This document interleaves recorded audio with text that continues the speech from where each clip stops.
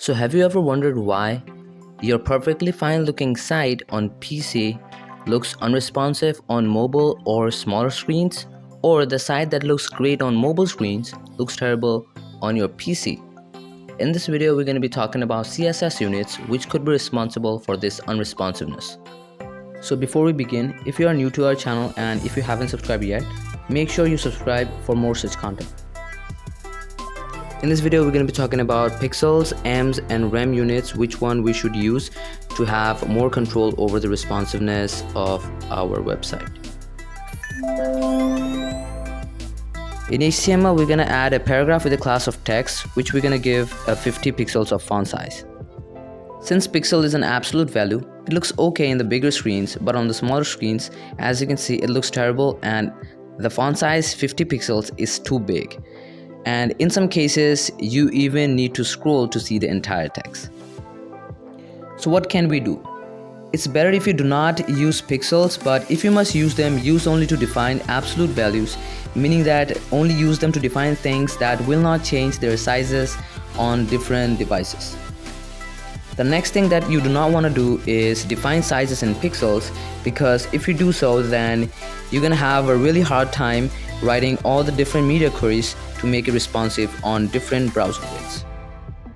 And lastly, you do not want to have margin and padding in pixels, because it's really a pain to change them every time on different media screens if you have them in pixels. Next up, we have EM, which is element, which have sizes relative to their parents. Now, to understand this, the container in the HTML that we had, we're going to give it a font size of 10 pixels, which would make any child inside a container have 1 EM equal 10 pixels. Now, the main content inside the container, we're going to give it a font size of 2 EM, which would make it a half font size equal to 20 pixels.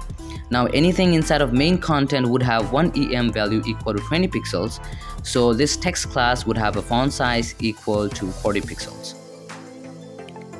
Now the question arises that if we should use M or if we shouldn't use that.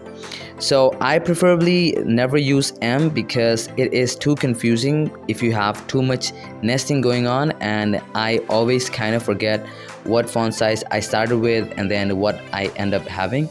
So it's too confusing if you use M, and I prefer not using it if you have too much nesting going on in your HTML and CSS as well. So what do we use? There's another unit called as rem, which stands for root element, which is relative to the root size that is defined in HTML. So by default, it is 16 pixels, which we can change using the font size. So in this case, I'm having font size equal to 62.5%, which means that we're gonna have 62.5% of 16 pixels, that is 10 pixels. Now, 1 rem would be equal to 10 pixels all over the DOM. Now in the text class, we're going to add font size of 3 rem, which would make font size equal to 30 pixel instead of 3 times 16, which would have been 48 pixels.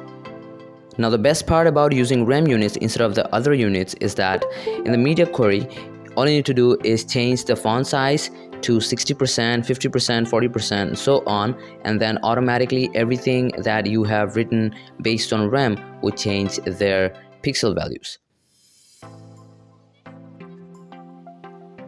So now we know that we shouldn't use absolute values, but instead use relative ones. But ultimately the choice is yours. If you want to use pixels, you're fine to use if you're comfortable with that. But clearly I can see that rem is definitely the winner out of these 3 musketeers, and I find it really easy to use rem as compared to pixels, wherein you'd need to add in a lot of media queries to make it responsive, and with M you have a lot of confusion if you have a lot of nesting going on.